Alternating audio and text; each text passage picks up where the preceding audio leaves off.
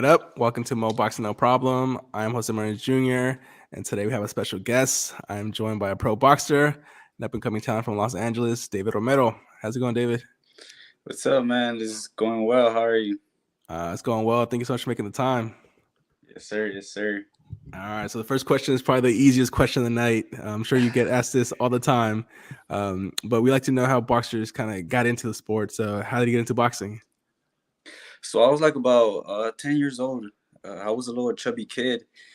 And one summer, I guess my mom just decided to throw me in the car. I was just in the car. And then once we got to the place, it was a boxing gym. And she was like, she signed me up. And then I just fell in love with the sport. I started making friends. The coaches, it was just a vibe. So it was something I would really look forward to going after school and stuff like that. Oh, that's awesome to hear. Yeah. Can you tell some of your amateur career days? Like, what were your biggest accomplishments from back then? Uh, I was a junior, a Golden Gloves junior national champ. I believe it's year 2017. I was ranked number two at 141 for quite some time. I couldn't get that number one spot just because that number one spot they were taking traveling and things like that. So Right. he would gather up more points and yeah. A name that I saw on your amateur resume was Kane Sandoval out of Sacramento. I think he's now 7-0 with 7 knockouts as a pro. Do you recall fighting him in the amateurs? Uh, I do not remember too well, honestly, bro. But I, I think I did. I, I think I did, man. Yeah, I'm not I too. I figure with all the fighters you face in the amateurs, it's tough to kind of remember everybody. Yeah. I, I, I think he was like the type of person I would see in my bracket a lot, but never really got to fight. Yeah. Gotcha. All right, now switching gears to your pro debut. Looks like you debuted back in October 9th of 2021 in Yeah. Mexico against Jose Manuel Severin. What were your Yes, sir. emotions heading into that fight? Were you nervous?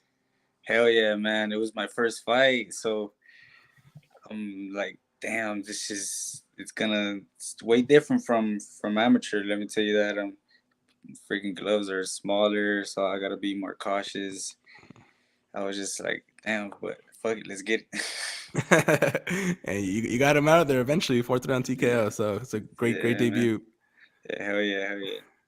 And as I mentioned, that fight was in Mexico, and now your last couple of fights have been here in the states. Now Yeah. that you fought, both places, what would you say is the biggest difference, fighting out of Mexico compared to fighting in the U.S.? Um, when I fought in Mexico, not so many people were there. Right here, now that I fight locally, a lot of people are able to go support me and things like that. You know. Hmm.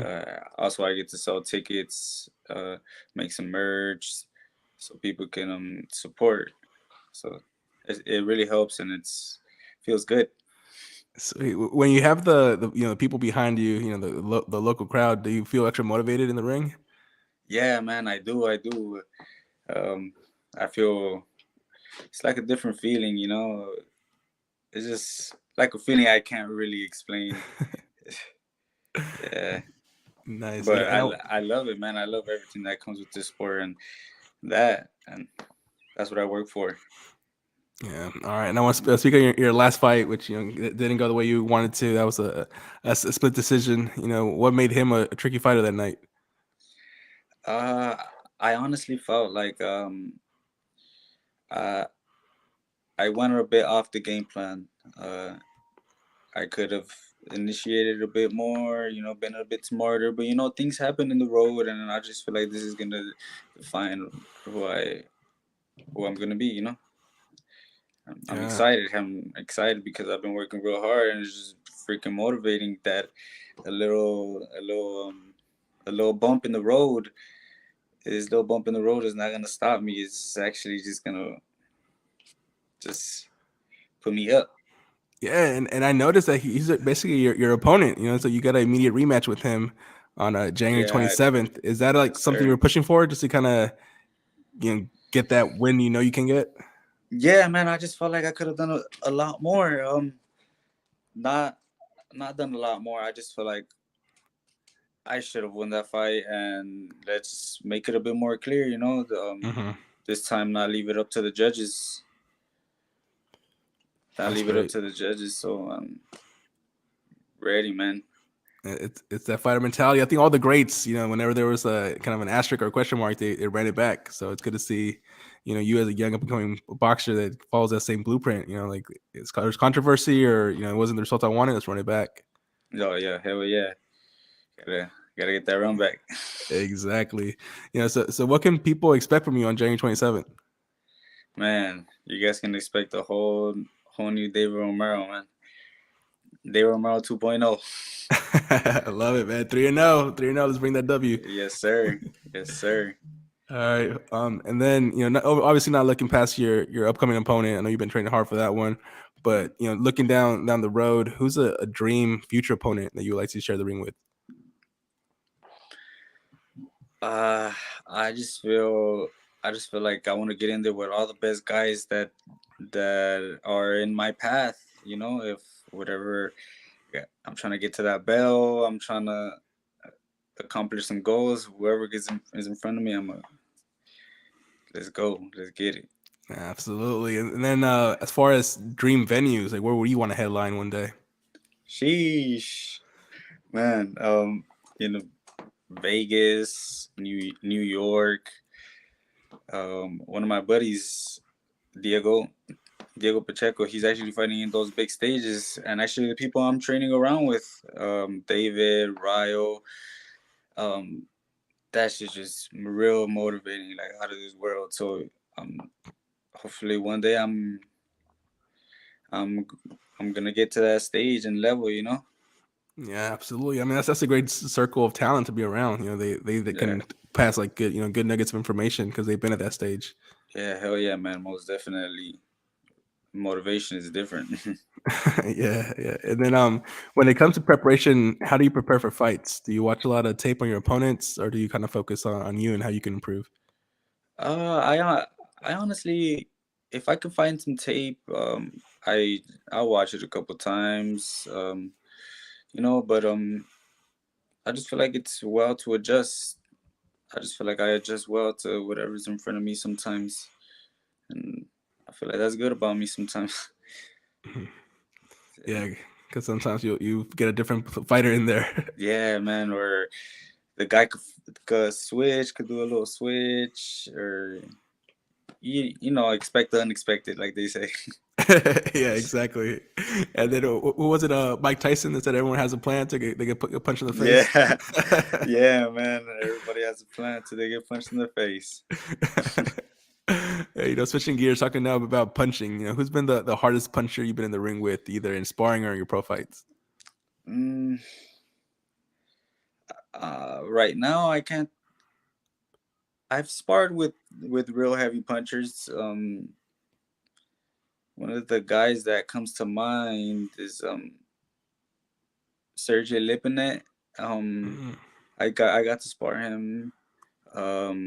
Ryo, man, my guy Ryo is a real good hard hitter. I actually got a little quick shiner from him today, man. Oh man.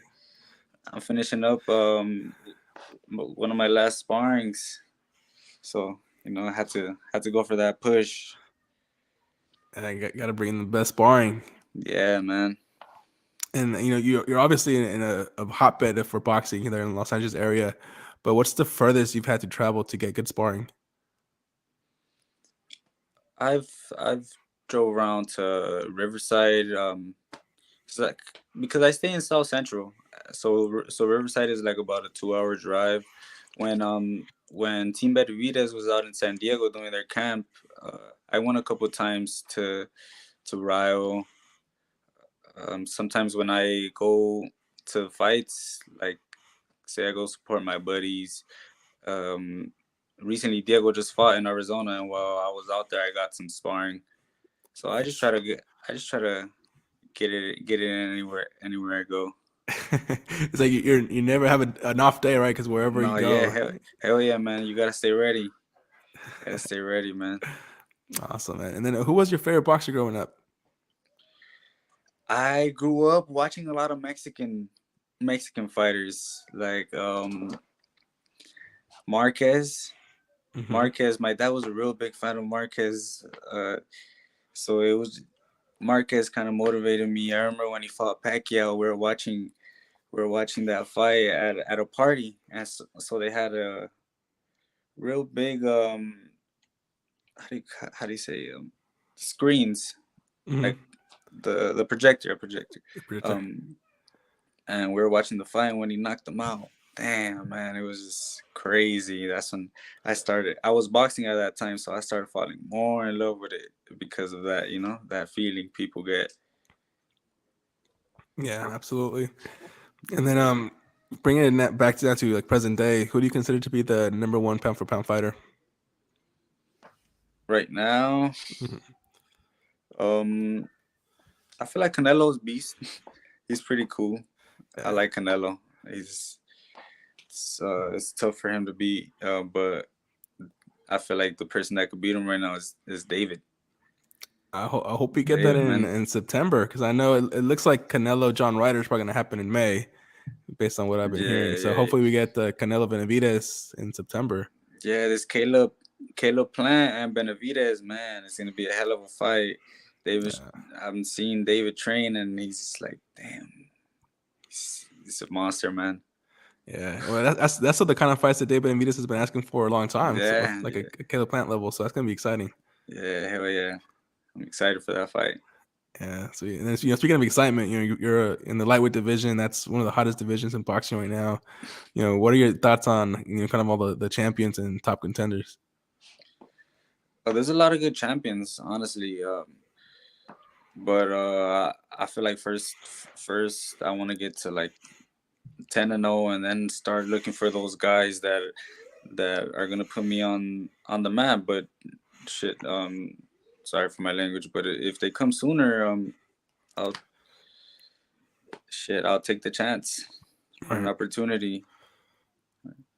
Yeah, absolutely. Definitely no rush. Keep building and, Yeah, and getting that experience. yeah, most definitely, man. Yeah, and then going back to Los Angeles, what can you tell us about the boxing scene there? What are some names that are on the up and coming that we should be keeping an eye on? Damn, there's a lot of talent right now in LA. It's crazy. It's crazy. Uh, one of my coach, my coach Omar Villanueva, he has a amateur kid named Art Barrera. That dude, he's gonna be a problem later in the future. He just won the nationals and the Team USA, the tournament that they had. Wow, that's big. Then I think he got one fight by knockout. Man, that kid's good. That's not easy to do in the amateurs with the headgear. Yeah, and he's only 17. He's only 17, so I'm excited for that kid. And then you're only 21 yourself, right, David? Yeah, I just Okay, so turned 21 in October. yeah, so you're still obviously kind of growing into your body, but are you making the lightweight limit comfortably still? Yeah, man, I'm making it without a problem right now. But I feel like later in the future I might have to bump up. So my first fight was at like 45, Okay, 45, and then my second fight was at 140. And then since I made 140 with ease, I'm like, oh shit, well, let's try 135. And we makes we sense. we tried it, and I made it good. So I'm gonna stay at 135 for quite some time. Yeah, that way you can get a belt in each weight class until you get back to the Yeah, 47. hell yeah, man. Hell yeah. Awesome. All right. Well, we're gonna switch gears. We're moving into what we call the fan segment. It's where I'm gonna give you some hypothetical fights, either confirmed or rumored, and you let me know who you think would win. If they're too close to call, then you can always just say it's 50-50 fight. Okay. All right. Uh, So the Dude, first one I want to get your prediction on, who would win at a Devin Haney versus Gervonta Davis. damn. I would go with Devin Haney. Honestly, just because I don't really like Javonte's performance. I mean, Shit, don't get me wrong. He's a monster. He's a monster, but I just feel like I'll go with Devaney. Yeah, and we've seen Gervonta recently just get outboxed a lot, but it's that punch that Uh, always kind of gives Wilson the fight. yeah, one punch can change everything. Yeah, absolutely, absolutely. All right, the next one I want to ask you about who would win out of William Cepeda, El Camarón, versus Frank Martin. I'll go with Frank Martin. For Martin. Frank Martin. Yeah, don't really know much about those guys, but I'll I seen Frank's highlights and I like him. Yeah, no, he looked good in the last fight against Yeah, Michel Rivera. All right, yeah. the last one I want to ask you about. This one's actually a confirmed fight. It's happening March 25th in Fresno. Who would win out of Jose Ramirez versus Richard Comey? I'm going with Jose. I'm, Jose. yeah, got to. You Yeah, know, Cali. You think he's gonna win by stoppage or decision? that's a tough one. I don't know. I don't know, man. You're gonna have to say 50-50 on that one, on, on How he the does way it. of winning. Yeah. I hear you. All right. Well, coming back to you, what are some of your hobbies and interests outside of boxing? I'm a real outdoor person. I like to go for like hikes and like outdoor adventures, hang out with my friends. Nothing too crazy. Nice, nice. Yeah, A lot of good hiking trails in SoCal. yeah, most definitely. Great. All right. Well, the final question for you is not really a question. It's more so just kind of giving you the floor. What's a message you want to send to your fans and supporters that are watching this interview? Man, stay tuned. Stay tuned. January 27th, you guys are gonna see a whole new David Romero, David Romero 2.0. Thank you guys for the support and everybody that's been tuning in. I know we're just getting started, but man, it's real motivating. Shit, we're going up. There you go. Well, Champ, thank you so much for the opportunity. I Thank you, appreciate your man. time for this interview. Everybody, go give him a follow on the banner here. You can follow him on his Instagram, which I'm waiting for the scroll so I can read it out right now. It's DC Romero with an extra O. So give him a follow. Yes, sir. All right. And best of luck on January 27th, man. We'll be tuning in. All right, man. Thank you. Have a good one. Thank you for the opportunity. No problem. Good luck training, Champ. We'll catch you later. All right, man. Have a good one. All right. You too. Bye. All right.